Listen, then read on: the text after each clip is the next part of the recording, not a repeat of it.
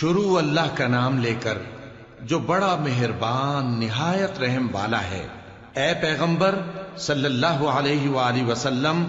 لوگوں سے کہہ دو کہ میرے پاس وحی آئی ہے کہ جنوں کی ایک جماعت نے اس کتاب کو سنا تو کہنے لگے کہ ہم نے ایک عجیب قرآن سنا جو بھلائی کا رستہ بتاتا ہے، سو ہم اس پر ایمان لے آئے، اور ہم اپنے پروردگار کے ساتھ کسی کو شریک نہیں بنائیں گے، اور یہ کہ ہمارے پروردگار کی شان بہت بلند ہے، وہ نہ بیوی رکھتا ہے نہ اولاد، اور یہ کہ ہم میں سے کوئی بے وقوف اللہ کے بارے میں جھوٹ گھڑتا ہے، اور ہمارا یہ خیال تھا کہ انسان اور جن اللہ کی نسبت جھوٹ نہیں بولیں گے، اور یہ کہ بعض بنی آدم بعض جنات کی پناہ لیا کرتے تھے تو اس سے ان کی سرکشی اور بڑھ گئی تھی،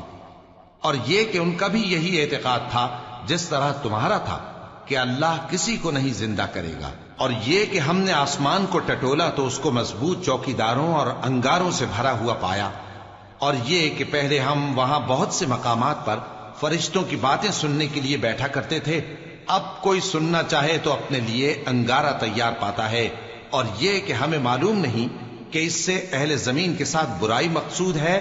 یا ان کے پروردگار نے ان کی بھلائی کا ارادہ فرمایا ہے، اور یہ کہ ہم میں بعض نیک ہیں اور بعض دوسری طرح کے، ہمارے کئی طرح کے مذہب ہیں، اور یہ کہ ہم نے سمجھ لیا ہے کہ ہم زمین میں خواہ کہیں ہوں اللہ کو ہرا نہیں سکتے اور نہ بھاگ کر اس کو تھکا سکتے ہیں، اور جب ہم نے ہدایت کی کتاب سنی اس پر ایمان لے آئے، سو جو شخص اپنے پروردگار پر ایمان لاتا ہے تو اس کو نہ نقصان کا خوف ہے نہ کسی طرح کے ظلم کا، اور یہ کہ ہم میں بعض فرما بردار ہیں اور بعض نافرمان ہیں، تو جو فرما بردار ہوئے وہ سیدھے رستے پر چلے، اور جو نافرمان ہوئے وہ دوزخ کا ایندھن بنے۔ اور اے پیغمبر صلی اللہ علیہ وآلہ وسلم، یہ بھی ان سے کہہ دو کہ اگر یہ لوگ سیدھے رستے پر رہتے تو ہم ان کے پینے کو بہت سا پانی دیتے تاکہ اس سے ان کی آزمائش کریں، اور جو شخص اپنے پروردگار کی یاد سے منہ پھیرے گا وہ اس کو سخت عذاب میں داخل کرے گا، اور یہ کہ مسجدیں خاص اللہ کی ہیں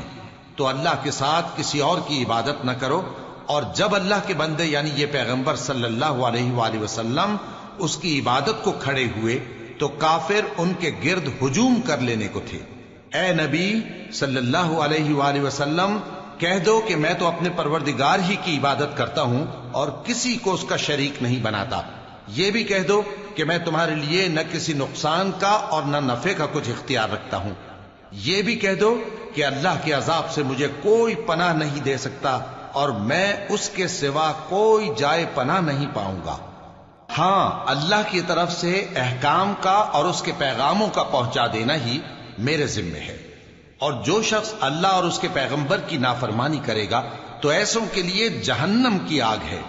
وہ ہمیشہ ہمیشہ اس میں رہیں گے، یہاں تک کہ جب یہ لوگ وہ دن دیکھ لیں گے جس کا ان سے وعدہ کیا جاتا ہے، تب ان کو معلوم ہو جائے گا کہ مددگار کس کے کمزور ہیں اور شمار کن کا تھوڑا ہے۔ کہہ دو کہ جس دن کا تم سے وعدہ کیا جاتا ہے میں نہیں جانتا کہ وہ عنقریب آنے والا ہے یا میرے پروردگار نے اس کی مدت دراز کر دی ہے، وہی غیب کا جاننے والا ہے، سو کسی پر اپنے غیب کو ظاہر نہیں کرتا، ہاں جس پیغمبر کو پسند فرمائے اور اس کو غیب کی باتیں بتا دے تو اس کے آگے اور پیچھے نگہبان مقرر کر دیتا ہے تاکہ معلوم فرمائے کہ انہوں نے اپنے پروردگار کے پیغام پہنچا دیے ہیں، اور یوں تو اس نے ان کی سب چیزوں کا ہر طرف سے احاطہ کر رکھا ہے اور ایک ایک چیز گن رکھی ہے۔